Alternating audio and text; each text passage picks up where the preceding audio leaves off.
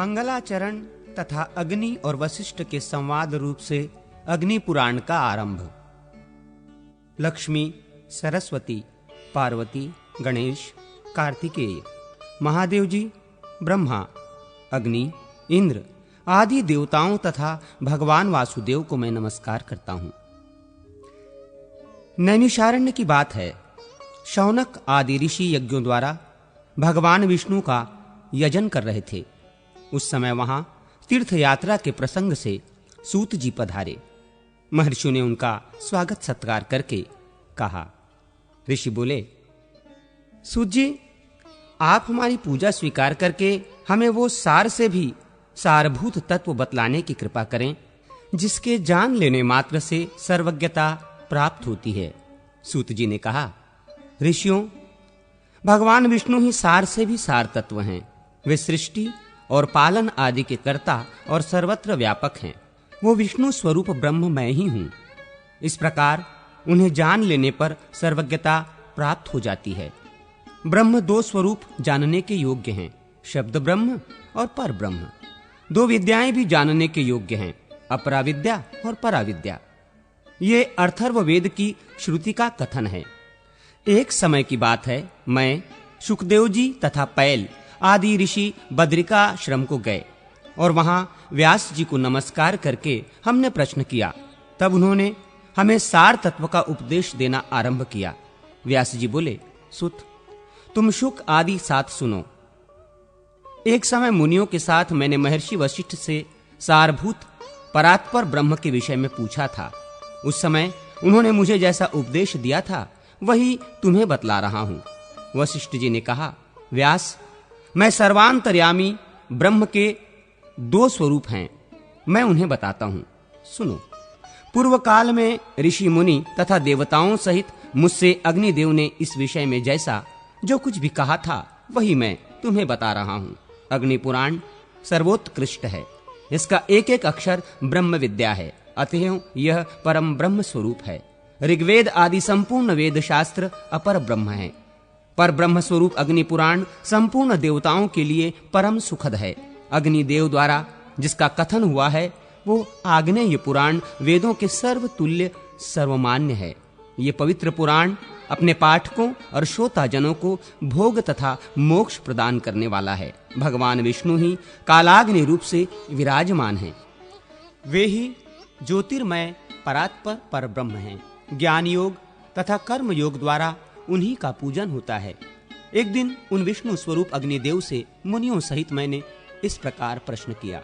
वशिष्ठ जी ने पूछा, अग्निदेव, संसार सागर से पार लगाने के लिए नौका रूप परमेश्वर ब्रह्म के स्वरूप का वर्णन कीजिए और संपूर्ण विद्याओं के सारभूत उस विद्या का उपदेश दीजिए जिसे जानकर मनुष्य सर्वज्ञ हो जाता है। अग्निदेव बोले, वशिष्ठ, मैं ही विष्णु हूं, मैं ही कालाग्नि रुद्र कहलाता हूं। मैं तुम्हें संपूर्ण विद्याओं की सारभूता विद्या का उपदेश देता हूं जिसे अग्नि पुराण कहते हैं। वही सब विद्याओं का सार है। वो परम ब्रह्म स्वरूप है। सर्वमय एवं सर्व कारण भूत ब्रह्म उससे भिन्न नहीं है।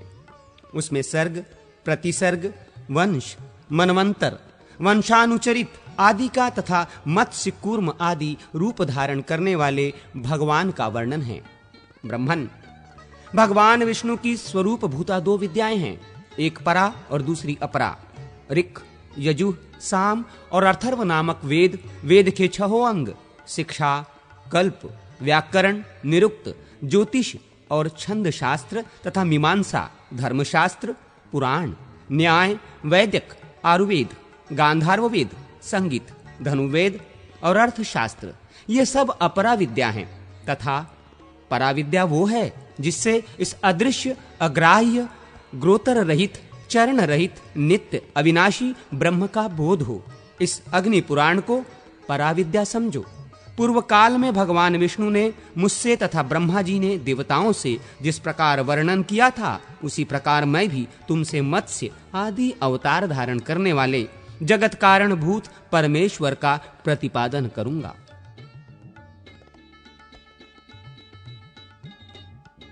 मत्स्यावतार की कथा।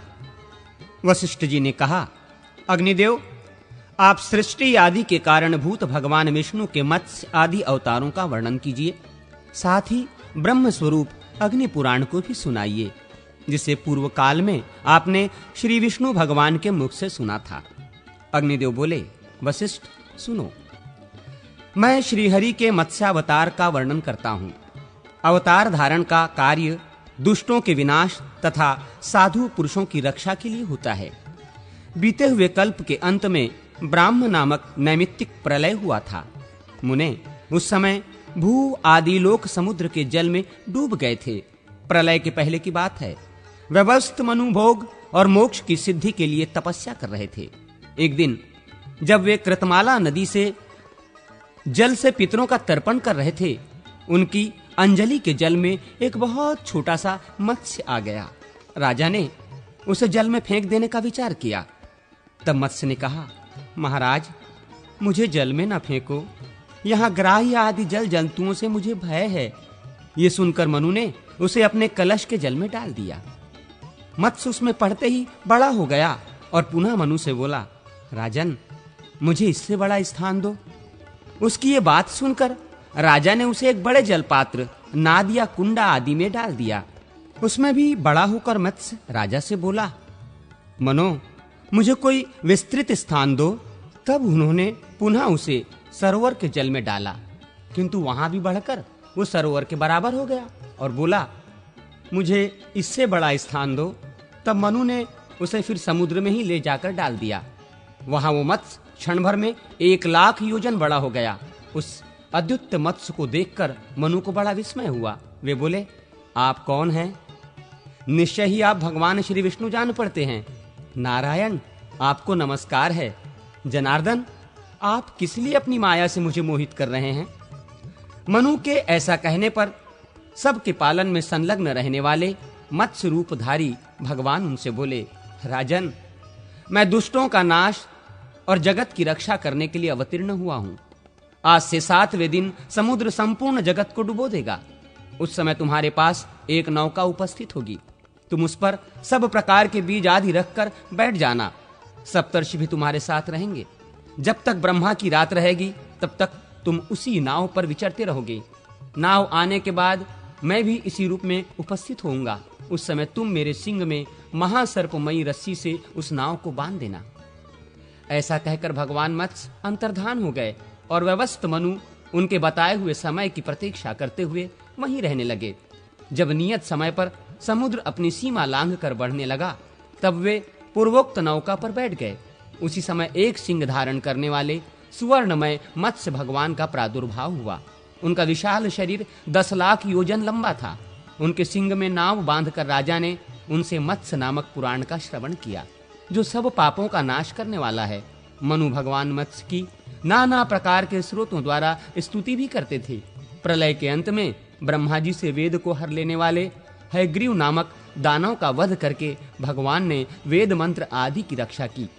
तत्पश्चात वाराह कल्प आने पर श्री हरि ने कच्छप रूप धारण किया। समुद्र मंथन, कूर्म तथा मोहिनी अवतार की कथा। अग्निदेव कहते हैं, वशिष्ठ, अब मैं कुर्मावतार का वर्णन करूंगा। यह सुनने पर सब पापों का नाश हो जाता है। पूर्व काल की बात है। देवासुर संग्राम में दैत्यों ने देवताओं को परास्त कर दिया।